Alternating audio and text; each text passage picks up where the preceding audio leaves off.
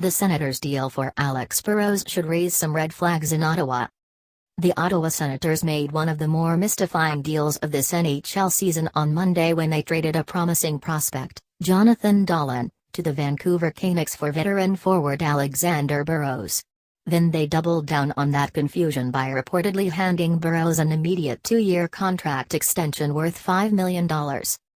Sure, Burrows may be able to provide some immediate offensive depth to a depleted Senators team hoping to stay in the Eastern Conference playoff picture down the stretch, as Burrows has 20 points, 9 plus 11, in 55 games this season.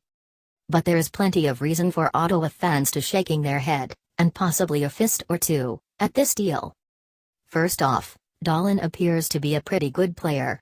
The 19-year-old prospect is the son of Ulf Dahlen, who spent 17 seasons in the NHL playing in 966 games scoring 655 career points.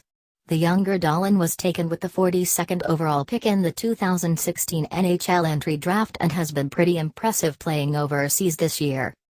In 44 games for Team Röjk of Hockey Allsvenskan in Sweden, Dahlen has racked up 42 points, including 24 goals. He also added 5 goals in 7 games for Sweden at the 2017 World Junior Championship. A quick glimpse at his highlight reel shows that he's got some slick offensive skills. Looking at his production rate, raw skill, and pedigree, it seems like a player that's worth more than what Burrows should command. But it's a seller's market, and maybe that's what Ottawa felt they needed to do to land immediate help. Fortunately, they've still got an impressive pipeline of prospects with youngsters such as Colin White, Thomas Chabot, and Logan Brown.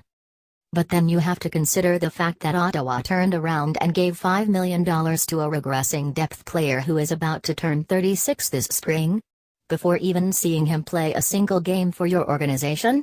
That's a very questionable extension, especially when you remember those prospects that they have coming down the line.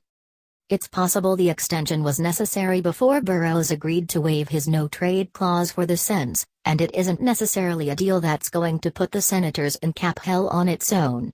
But we've seen plenty of times over the years that overcompensating role players can quickly catch up to a team and force them into tight spots down the road. It won't kill them, but it definitely has the potential to hurt them. A safer play likely would have been surrendering a few picks in a weak upcoming draft for a half-season rental player on an expiring deal. The Senators are banking on Burrows' past accomplishments and experience to help them make an immediate push, and maybe it will work out.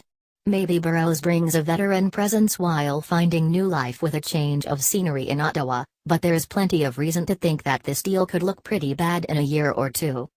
The Sens are clearly willing to gamble to help them win right now, but it's safe to say they pushed more chips to the center of the table than they needed to.